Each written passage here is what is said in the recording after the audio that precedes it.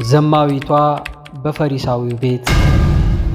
ስም የሌላት ዘማዊት ተብላ በርኩስ ግብሯ የምትጠራ እንደ ሌሊት ወፍ ሲመሽ ውድቅትም ሲሆን ከቤቷ የምትወጣ ኃጢአት ያጎሰቆላት በደል ያደቀቃት ሸክም ያጎበጣት የናይን ከተማ ነዋሪ የነፍሷን ጌታ ፈለገችው።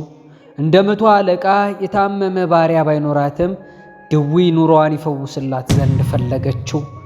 እንደ መበለቲቱ ሴት የሞተ ልጅ ባይኖራትም ሙት ሕሊናዋን ያስነሳላት ዘንድ ወደ ኢየሱስ ሮጠች።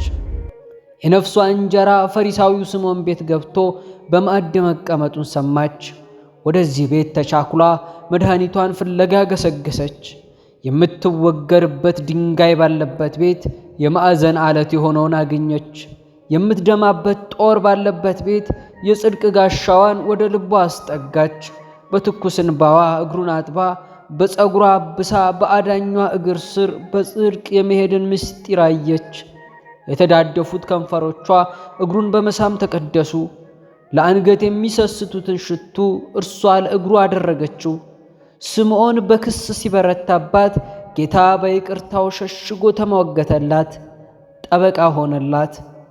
ከክንፎቹ በታች ለሚተማመኑ እንዴት መከለል እንዳለበት ያውቅበታል። ደግሞስ ከአብ ክንድ ከክርስቶስ በቀር የኃጢአቷን ድንጋይ ያንከባልላት ዘንድ ማን ይችላል? ከአማኑኤልስ በቀር በነፍሷ መንደር ሰላምን የሚያውጅ ንጉሥ ሌላ ማን ይሆናል? የስምዖን ቤት ወንጌል የሆነው ክርስቶስ ገብቶባታልና የምሕረት መድረክ ሆነች።